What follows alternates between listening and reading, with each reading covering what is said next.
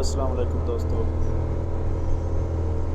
लो जनाब, जोड़े लोग कहते ने सऊदीया के दरख्तां की शार्टेज है।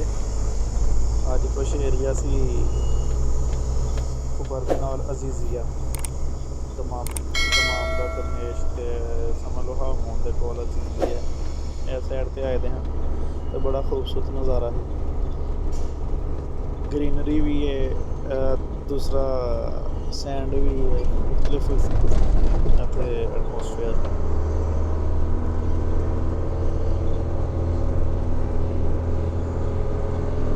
सिंगल रोड है तो साइडा के दरख्त लगे ने, लेकिन यह दरख्त सर्दियों च इन्हां दे पत्ते झड़ जाते हैं जिस तरह खजान का मौसम होंदा है ना, तो इस तरह मतलब सर्दियों च इन्हां दे पत्ते झड़ जाते हैं, गर्मियों च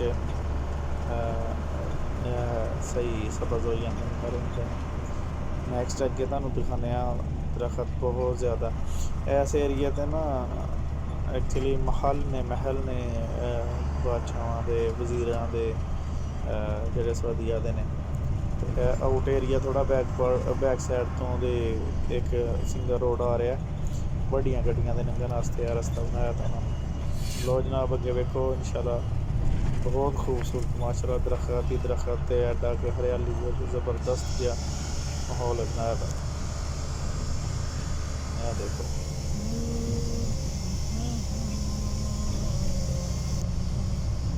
यह तो मैं एक शार्टकट रस्ते तो दी आ रहा, वरना 6-7 किलोमीटर के एरिए इस तरह ही दरख्त ने।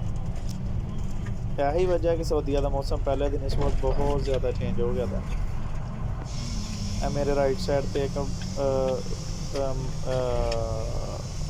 में महल एक स्टार्ट है वज़ीर का अपना, लेकिन ऐसे साइड पे ना शाह सुलेमान का महल भी है, मोहम्मद बिन सलमान का, यानी लेकिन उसे सेफ्टी दरकार सेफ्टी की वजह नाल उधर नहीं जान देंगे ना ज़्यादा, लेकिन बहुत खूबसूरत है माशाल्लाह बहुत ज़्यादा।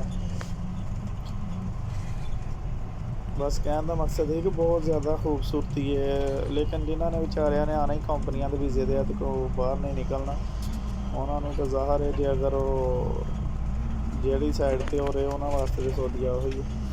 लेकिन माशाल्लाह बहुत ज़्यादा मेहनत की है इन्होंने, दरख्त भी ने,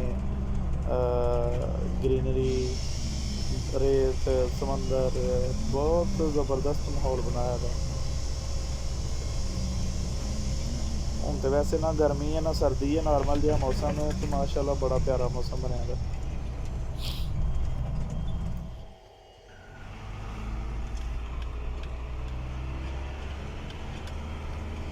इतने विले बने दे ने ना अंदर अपना गोरियां दियां रहायशां ने, रामको दे जोड़े इंपलॉय ने या मादन के इंपलॉय ने, रामको रिलेटिड जोड़े सब कंट्रैक्टर ने उन्हों दियां रहायशां ने। इंशाल्लाह तुहानूं अंदरों भी मैं वीडियो बना के ना एक विलियां दी कि जेह्ड़े कैटागरी दे उन्हें अपना जेह्ड़ी ग्राफिक ते जेह्ड़ी डिज़ाइन दे उन्होंने विले बनाए दे ने, बिल्कुल समंदर के कंढे दे ने उन्होंने बनाए दे किनारे ते ना, तो बहुत खूबसूरत ने बनाए दे। है तो छोटे ने लेकिन बहुत खूबसूरत ने।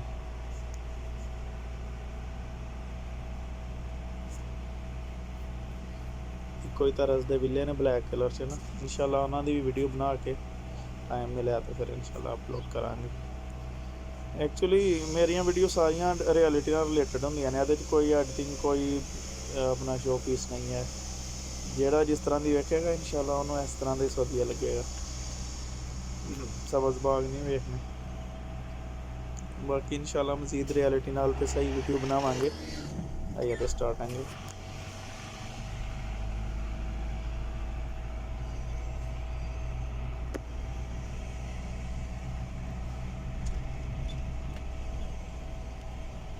ओके जनाब, उम्मीद है भी एरिया तुहानूं पसंद आया है। खुबर तो समझ लो 20 किलोमीटर दूर अजीजिया है, ठीक है। इस एरिया का नाम है अजीजिया।